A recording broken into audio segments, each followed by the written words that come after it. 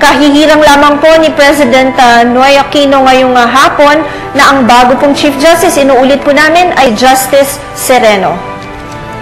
Mayor, mabalik po tayo doon sa ating pinag-uusapan. Ito pong ito pong ginagawad at pag-comply po ng bawat local government units. Alam naman po natin na ang mga alkalde ng bawat munisipyo, ng bawat lungsod ay galing po sa iba-ibang partido.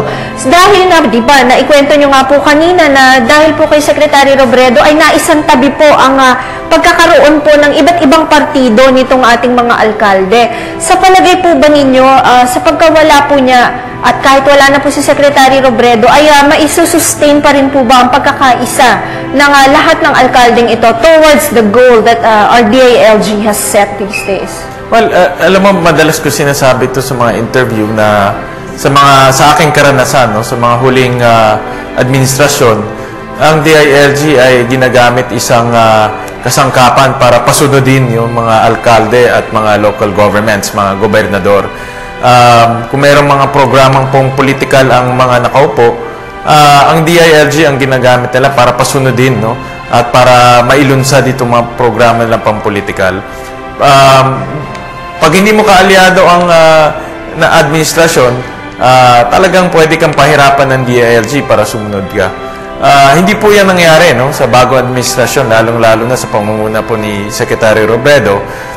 Hindi niya tinignan kung liberal ka pa, nationalista ka pa, or NPC, or PMP. Basta ang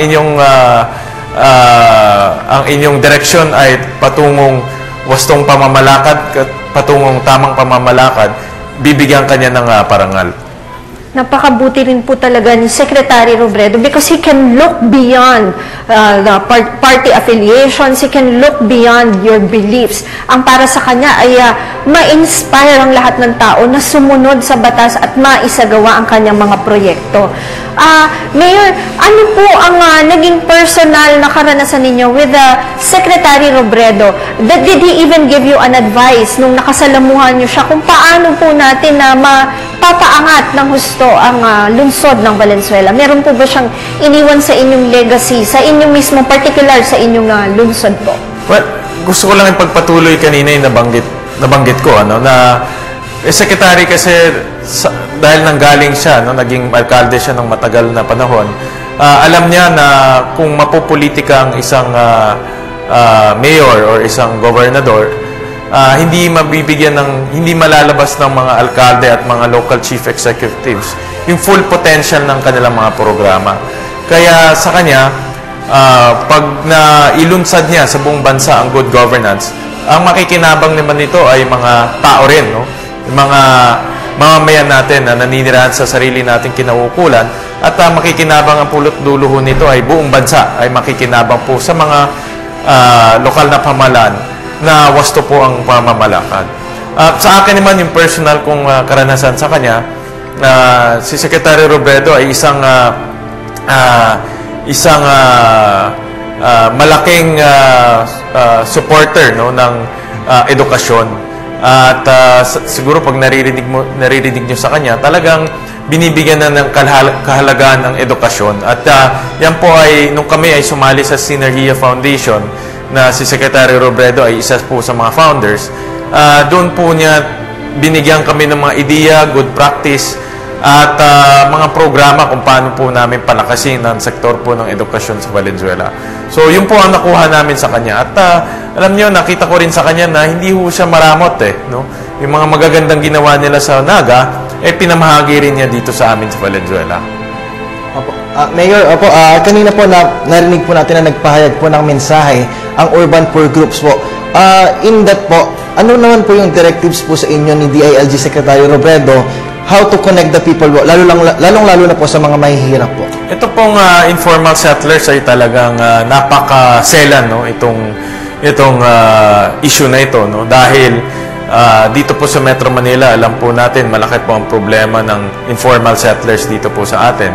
At alam niyo po, ang pangarap po ng ating informal settler ay isa lang naman, kundi yung permanenteng pabahay na pwede ho tawagin nilang mapapasa kanila sa panghabang buhay.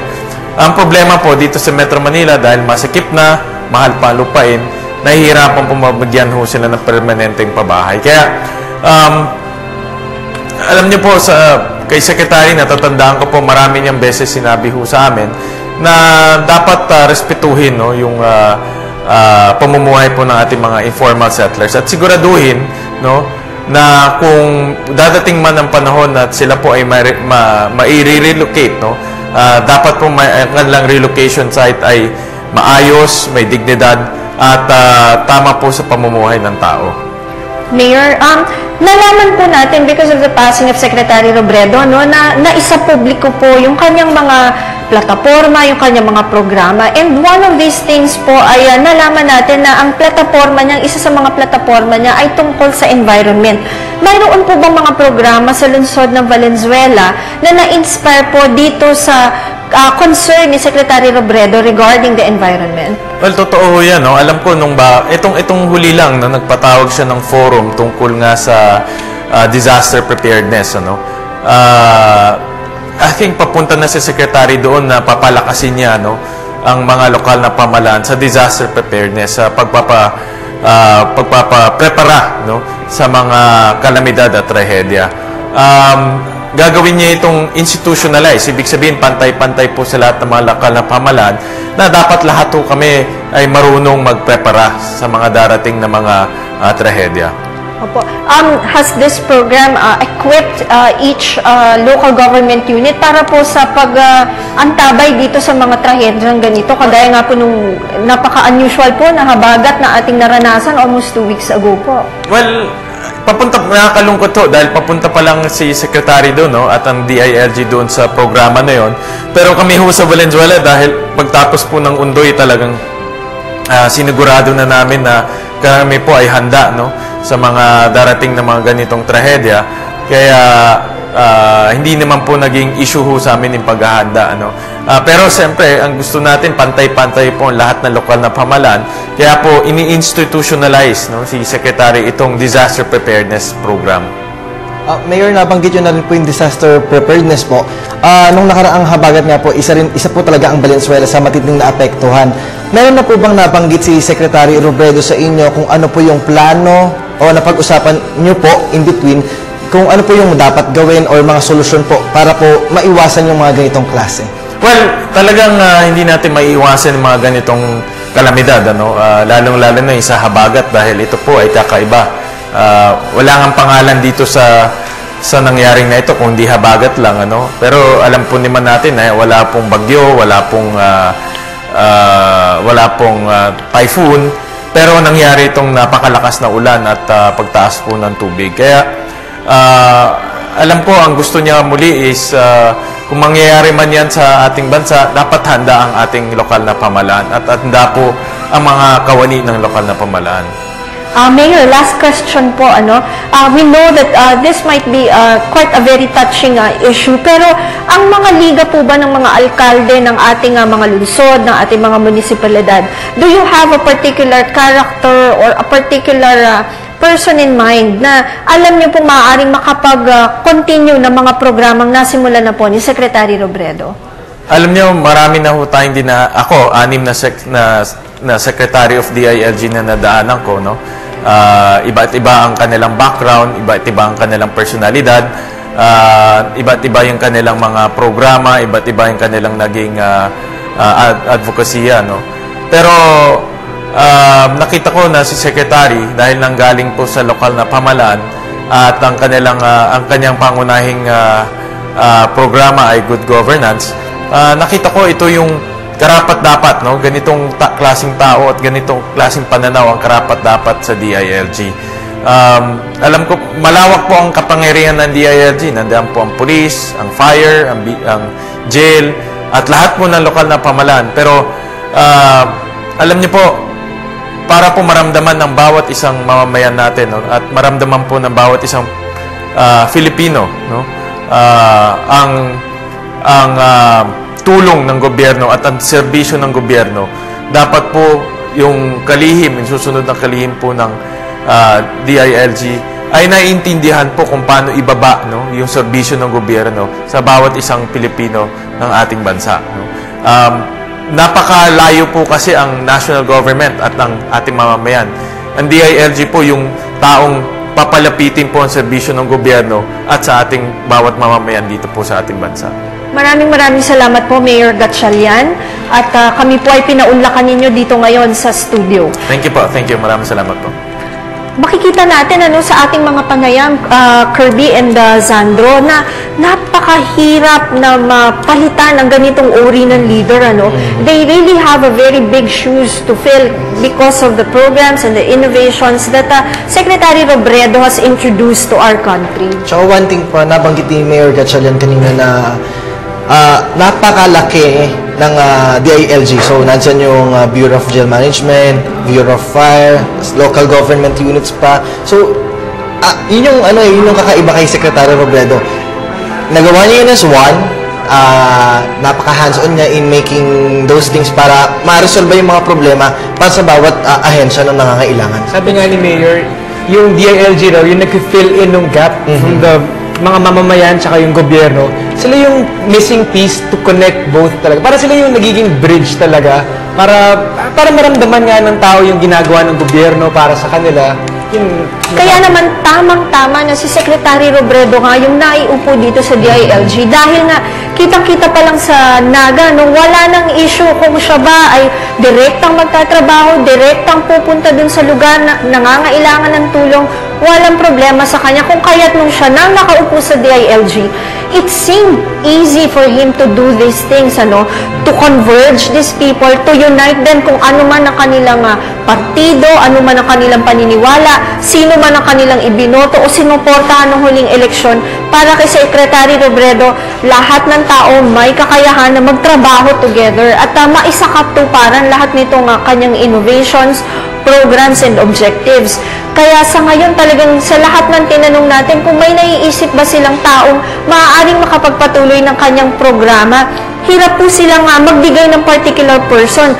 Pero sa lahat po ng ating mga nakapanayam ngayong araw na ito, isa lang po yung nakikita namin dito sa PTV na lumalabas.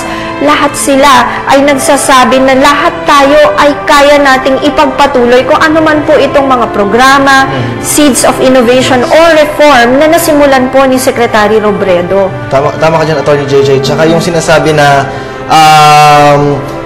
yung pagkakasabi na lahat ng problema, napakarami niyan Pero siya, tinatanggap niya, iniisa-isa niya kung ano yung dapat unahin, ano yung priority. Hindi siya nagkakaroon ng lapses para ma-resolve kung ano yung dapat gawin para masolusyonan kung ano yung problema. That's right, isa pa nga, nakita natin yung mga pinagsasabi ng mga nagsalita from the urban poor groups. Nakita natin very emotional talaga sila sa mga speeches nila about Secretary Robredo. Nabanggit pa nga kanina na si Secretary Robredo kahit anong oras pag tinawagan mo, for him there's no problem is too small for him. Talagang lahat yan i-address niya kahit hindi siya ganun ka-importante sa ibang tao. Alam niya importante yun sa tao na kausap niya, kaya gagawin niya talaga ng paraan. That's right. At kagaya nga na sinabi mo, laging handa. Nandito si George Bandola from Malacanang na laging nakahanda para sa updates ng mga pangyayari doon. George? Attorney, actually, ang isa sa mga pinapupurihan ng mga tao dito at ng karamihan ng mga nagpupunta para saksihan ito pong state funeral na ibinibigay para dito kay Secretary Jesse Robredo ay ang kanya mismong mga pamilya. Simula pa kaninang umaga o hindi natin alam kung hanggang doon pa sa Naga, nananatiling nandito at nakaantabay pa rin sila sa lahat ng mga nagsasalita, nakikinig sa bawat salitang kanilang ibinibigay o bilang pagpupugay para dito sa yumaong kalihim na si Jesse Robredo, lalong-lalo na yung kanyang asawa na si Len, si Attorney Len, at yung kanyang tatlong anak na sina Aika, Patricia at Jillian na nananatili dito sa Kalayaan Hall at napapaiyak, katulad ng tinuran ko kanina, napapaiyak sa ilang mga kataga na binabanggit, lalong-lalo na nang magsalita ang mga grupo ng mga urban poor, kaugnay kung paano nila direktang nakaugnayan, nakasalumuha, nakausap, nakapangakuan at higit sa lahat nagkaroon ng katuparan ang kanilang mga maliliit na hinaing kung paano ito nabigyan ng buhay, nabigyan ng boses itong si Secretary Jesse Robredo matapos yung kanyang pakikipag-usap sa iba't ibang urban poor groups noong mga nakaraang araw. At isa nga sa mga hindi ko makakalimutan mga kaibigan, naalala ko lamang nang mag-live ako dyan sa bahagi ng St. Peter's Church sa Commonwealth Quezon City.